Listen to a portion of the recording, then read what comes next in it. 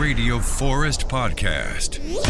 Good morning, this is Philly Ocean. Philly Ocean, Yächtley Crëw, how you doing? I'm great, man. How are you, sir? I'm doing really good. I was listening to your EP, Seize the Day, and I was like, how did these guys capture the sound of yacht rock? Because you guys really nailed it.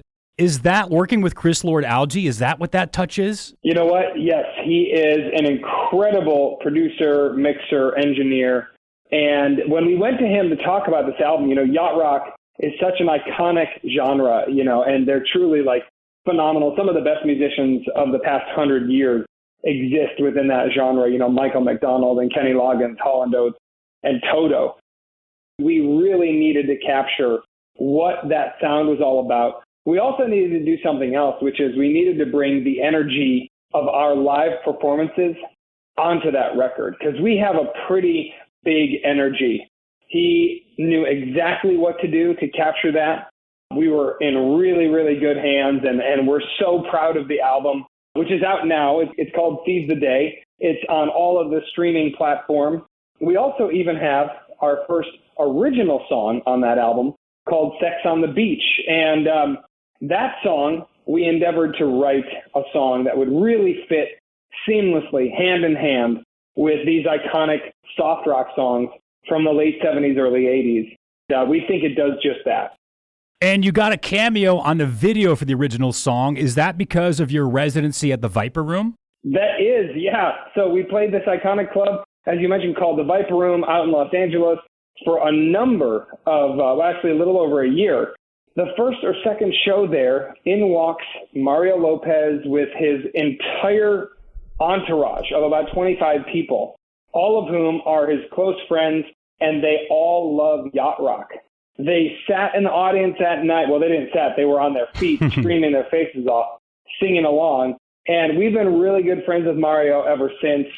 He's been really good to us. He's hired us to play Christmas parties for his show. He's hired us to do charity events for a children's hospital out here in Los Angeles. And when he heard that we were recording our first album and doing a music video, he said, you know what, you let me know when and where, and I'll be in the music video. And so, of course, we wrote a little part for him, and we had him come out, and he did such a great job. And another connection to a celebrity, I saw that Dave Grohl is aware of your band. Yes. Oh, my gosh. Dave Grohl is an idol of ours. We love Dave. I mean, who doesn't love Dave Grohl, honestly? But, yeah, a good friend of ours was at a party, and Dave Grohl was there, and you can see it on our Instagram. He came up behind her, and he was like, "What's up, Yächtley Crëw?" And then he had a couple suggestions as to songs we could play if we didn't have them in our set list. It's pretty funny. I also saw that Sebastian Bach knows of your band. Who else have you guys bumped into? And surely you've gotten people on stage, because when you play this era of music, and you mentioned some of them like Kenny Loggins and Toto and Hall & Oates and Styx, These guys are still out there, and you guys tour a lot, so you have to cross paths with some of these people. We do, yeah. We've been fortunate enough to play with Peter Beckett, the voice of Player, Elliot Laurie. He's on the song Brandy. There's such a following of yacht rock in this country, and there are a ton of celebrities that love this music. We'll get hit up all the time by random celebrities, and they'll just be like, "Oh my God, I love you guys." They'll show up to shows. Craig Robinson of The Office used to come to our shows all the time at the Viper Room. Honestly, it's an honor, and it's flattering that people love what we do. I'm always surprised when these gigantic bands do these private gigs. The Jonas Brothers were in Boise recently for a private gig. The Stones have, and Aerosmith has. And I know you guys have done some for Mario Lopez, but I bet you're a great band for a private party. Have you done any more of those? Oh, we do them all the time. We've been doing them the past couple of weekends. We recently just did a private cruise from Liverpool all the way to Belfast overnight. We played, and it was just such a special, awesome thing. And it's cool because those audiences are usually a little bit smaller than our public shows. We have thousands of people come to our public shows. The private events are usually a couple hundred. But it's really cool because we get to do what we do for this captive audience. And a lot of times they get just as into it as our public shows, which is really awesome. You got to get on one of those big music cruises they do every summer. They kind of go down through the Bahamas and they leave from Florida. Oh, yeah. And there's got to be one for yacht rock. I know there's hits from the 70s and there's 80s and then there's 90s bands. There's got to be one that you guys would fit in perfectly, because I know a lot of those bands, Styx and stuff like that, have done them. Oh, yes. Well, we are working on it always. And let me tell you, you will be amongst the first to find out when we actually we want to put one of those together ourselves in the next couple of years. It's just a matter about getting the timing right. Let's go back talking about your residency at the Viper Room. I know you've got one coming up at the Palms in Vegas, but also you had one at Disney. Now, surely there's a different mindset playing Disney. Is your interaction with the crowd different? Do you have to peel it back? Are you not having any drinks? How does that's got to be two different shows, right? The Disney one, definitely, it's just got to be more family friendly. But the interaction with the audience doesn't change in terms of energy and engagement because we're all performers at heart and we put on a big show, and that's what we're known for. So whether we're playing Vegas or Disneyland, it doesn't really matter. We're out there, we're performing, we're putting our hearts out on the stage and leaving it all there. And that's what I think has people leaving with a sense of like, man, that was such a fun show. It is the music, but it's not just the music. It's how we perform it and how we give it life. Disneyland was such a fun time. That was back in 2019. Yeah, we were at the Disney California Adventure Park, and we would play 3 or 4 shows a day. It was a pretty intense schedule, but, it was awesome, and it got us in front of a lot of people. And they let you in. You guys have some tattoos, and they don't usually let that in at Disney. But also I heard the ladies of Yächtley Crëw. Is it true the ladies of Yächtley Crëw all have matching tattoos? They do. Yes, they do. And you're right. Disney has a very strict no tattoo policy. And I'll tell you, when we were meeting with them, they were talking about, do we need to cover them up? Do we need to have you? They wanted to change our uniform. And we were like, listen, tattoos are a part of sailor life. So think of it as a part of our uniform.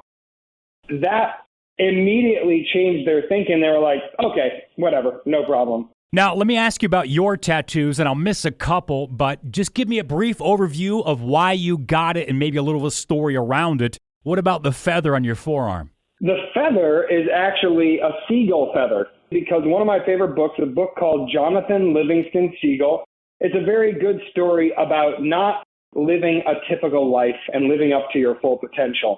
And I just love the message of that. I also have a flamingo on my left forearm, wearing some sunglasses, and underneath it says, "It's all right," for you Yacht Rock fans, because one of my favorite songs is All Right by Christopher Cross. It's just such a happy, fun song. And of course, the flamingo is kind of like the totem bird of Yacht Rock. And then of course I have my Yächtley Crëw anchor as well. What about the pistons? Is that the love of motorcycles or are those car pistons? Those are motorcycle pistons, and with my dad's initials. My dad has been a lifelong mechanic, so I learned a lot from him, and I thought that'd be a cool thing to do. How about the skull? The skull, that's a Dia de los Muertos skull. That is, okay. In the Mexican culture and the Latin American culture, they really take pride in remembering and celebrating their ancestors, and I really like that. They have entire celebrations of their memories. They light candles, they look at their pictures, they talk about and they reminisce. And it's their way of keeping their ancestors alive and with them.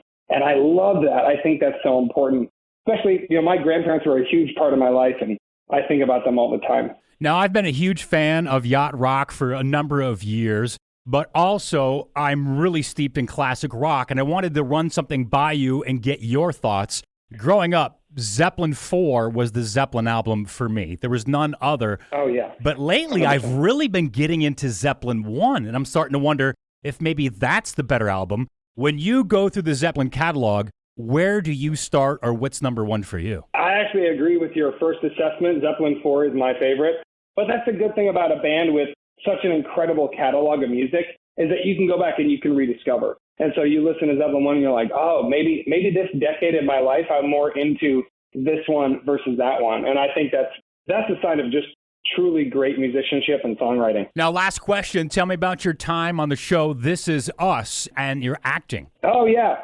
Well, I've been an actor in Los Angeles for 15 years, and I've really had the pleasure and honor of working on some really cool shows.